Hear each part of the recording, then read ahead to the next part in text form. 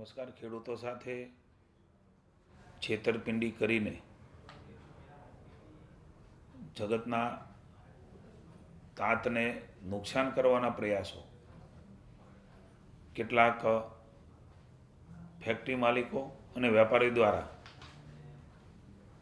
જે થઈ રહ્યા આ વખતે પણ માનનીય ભૂપેન્દ્રભાઈની નેતૃત્વની ભાજપની સરકારે સખ્ત થવાનો નિર્ણય લીધો છે. મેં અગાઉ પણ કહ્યું હતું કે ડુપ્લિકેટ ખાતર અને બિયારણ જો પકડાશે તો પીબીએમ એક્ટ હેઠળ સખ્ત કાર્યવાહી થશે. 6 મહિના સુધી ડિટેન થઈ અને જેલ હવાલે જશે.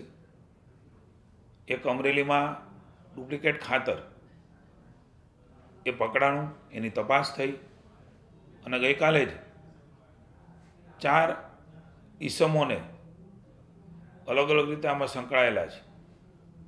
એ સુરત, બોટાદ, અમરેલી એ પ્રકારના 4 જેટલા ઈસમોને ગઈકાલે જ પોલીસે ધરપકડ કરીને પીબીએમ એક્ટ હેઠળ જેલ હવાલે ડિટેન કરીને કર્યા છે.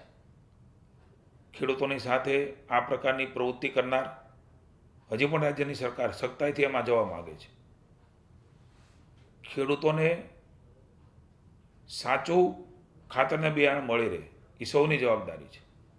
ત્યારે સખ્તાઈ સાથે હજી પણ અમારો વિભાગ આ કાર્યવાહી કરશે અને ખેડૂતોને મુશ્કેલી ન પડે, નુકસાન ન થાય એના માટે સરકાર એ સતત ચિંતા કરશે. રાજ્યના ભૂપેન્દ્રભાઈના નેતૃત્વની સરકારે નિર્ણય લીધો છે આગામી સમયની અંદર પણ વિક્રેતા, કાળાબજારી અને નકલી ખાતર બિયારણ જે કાંઈ લોકો વેચી રહ્યા છે એમની સામે સખ્તાઈથી પગલાં લઈને પીબીએમ એક્ટ હેઠળ આ જ પ્રકારની કાર્યવાહી એ શરૂ રહેવાની છે. એટલે મારી ચેતવણી છે. હું જ્યારે મંત્રી બન્યો ત્યારે પણ મેં કહ્યું હતું, આજે પણ કહી રહ્યો છું, આ સખ્તાઈથી સરકાર આ બારામાં કશી જ બાંધછોડ આગામી સમયમાં પણ કરવા માગતી નથી.